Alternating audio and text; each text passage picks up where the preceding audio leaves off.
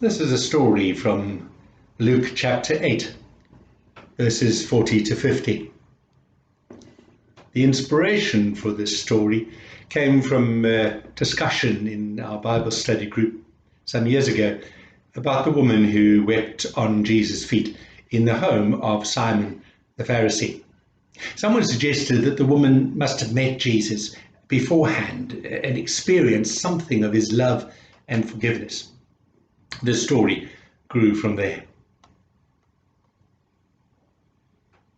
Everyone knew Mary, of course. Not to talk to. No one did that, except the children who taunted her at every opportunity.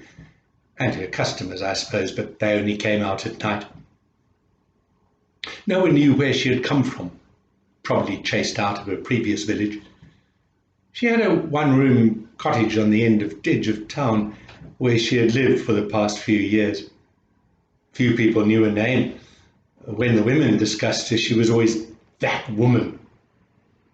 Why she had to come here is a disgrace. Why the men at the synagogue don't do something about it?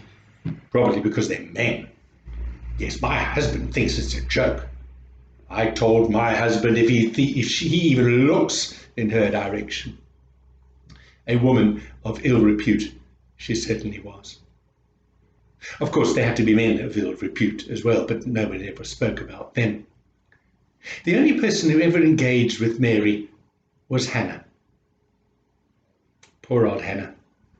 She had been ill for 12 years, bleeding, No one ever talked about it, of course, or talked much to her. Her illness made her unclean, so she couldn't go to synagogue, which pretty much cut her out from polite society.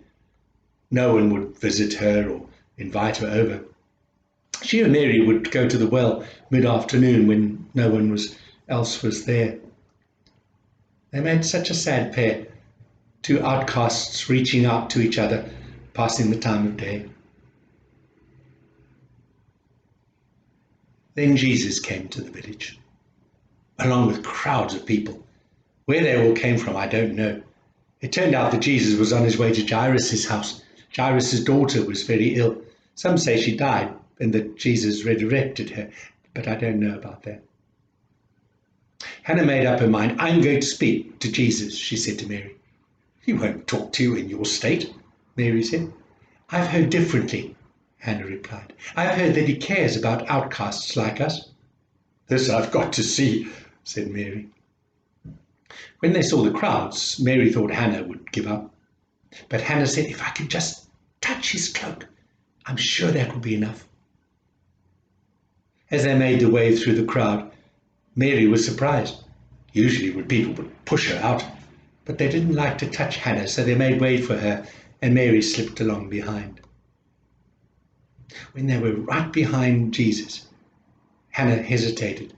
Then she reached out and touched the edge of his robe. Hannah pulled back quickly as if she had been burned, but Jesus turned around. Who touched me? She asked. He asked. Of course, everyone thought that was a pretty silly question. Given the crowd. But Hannah and Mary knew exactly what he meant. Jesus looked at Mary first. She caught her breath. The world seemed to stand still as he held her in his gaze. Then he turned to Hannah. She heard Hannah telling Jesus what she had done, and Jesus saying it said it was okay. Your faith has made you well. Go in peace. Hannah was overwhelmed. She turned and stumbled through the crowd. Then Jesus looked back at Mary and smiled. Mary couldn't remember when someone had last smiled at her. Leered, yes, smirked, but a genuine, heart-warming, caring smile.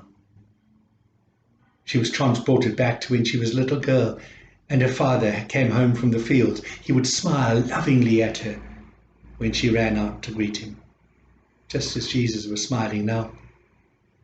Tears filled her eyes. He seemed about to speak, but just then some men came from Jairus' house and the crowd closed in around Jesus.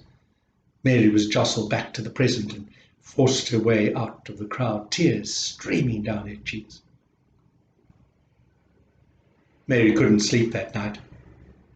That smile, those eyes, She felt as if Jesus knew everything about her, her childhood, her bad choices, her miserable existence.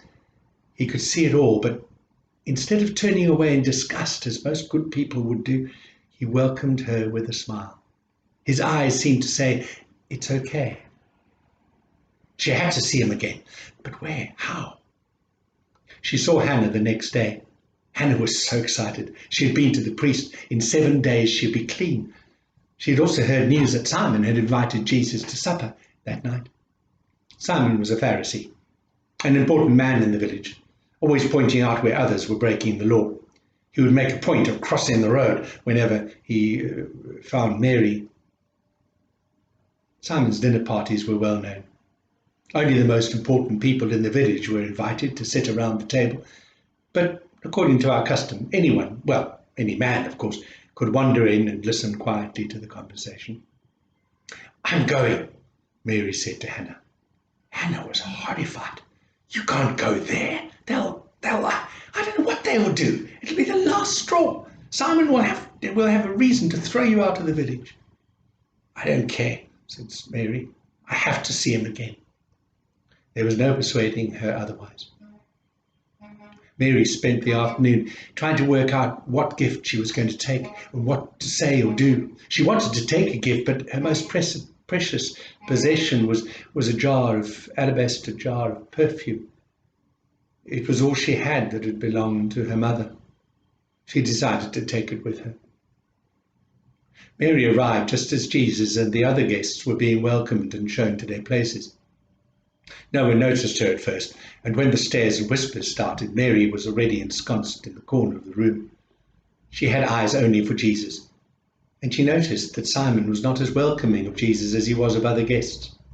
He didn't kiss him on the cheek or even offer him water to wash his feet. Simon wanted to meet this Jesus, but he clearly didn't want anyone to think that they were equals. When the food was being served, Jesus turned, saw Mary, and smiled at her. Mary was overwhelmed. All her resolve went out the window. All the pain and rejection of a lifetime, all the sin and failure poured out in tears that rolled down her cheeks. She fell at Jesus' feet, weeping silently, her tears forming rivulets in the dust on his feet. Soon the dust was washed away, and she loosened her hair and used it to wipe his feet dry. There were gasps from the crowd as her hair cascaded down, and more as people saw what she was doing. But she was beyond caring or even noticing. She remembered her mother's perfume, and she poured it out over Jesus' feet. Simon was horrified. The other guests were silent, waiting to see what Simon would do.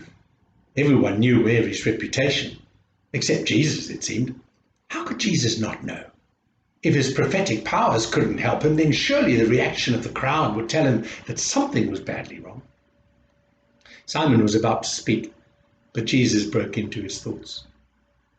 "Simon," he said, "imagine 2 men owed vastly different amounts to a moneylender. Neither could pay him back, so the moneylender cancelled the debts of both."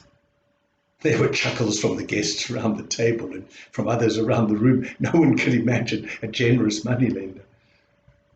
"Now, Simon," Jesus said, "who would love the moneylender more?" Well, no one loved the moneylender, but the moneylender who forgave debt. "The one who owed him more, I suppose," Simon answered, irritated that Jesus was taking this disgraceful situation so lightly. "You're right," Jesus said. Then he looked at Mary. "Do you see this woman here?" Of course he did. Simon wished he couldn't, of course, and he certainly didn't want any more attention drawn to her. Jesus went on, When I arrived, you didn't give me any water to wash my feet, or olive oil to anoint my head. You didn't greet me with a kiss, but this woman has washed my feet and kissed and dried them with her hair. She has not stopped kissing my feet, and she has anointed them with perfume. The great love she has shown proves that her many sins have been forgiven. On the other hand, those who have been forgiven little show little love." Mary hardly heard any of this exchange. All she knew was that here was a man who accepted her as she was. For the first time in her adult life, she was being treated with respect and love. Then Jesus turned to her and she heard him say, "Your sins are forgiven." Of course, that caused another scandal around the room, but Jesus ignored it and said to Mary what he had said to Hannah the day before. "Your faith has saved you. Go in peace." Peace? Mary thought to herself. She hadn't known any peace since she was a little girl. But there was peace here. In spite of all the rejection, the irritation and hostility around the room, she could sense a peace she had never experienced before. Mary knew where she fitted in the story Jesus had told Simon. She was the one who owed the most, probably more than anyone in the room. But perhaps, unlike anyone else there, Mary didn't take her position for granted, not even her place on the floor at Jesus' feet. She knew she was there by grace alone. Jesus had reached out to her. He had accepted her gift, the little she had to offer, and had welcomed her into his space. Mary didn't know what the future would hold, but she knew there and then, on the floor of Simon's house, that whatever happened, she would follow Jesus no matter what the cost.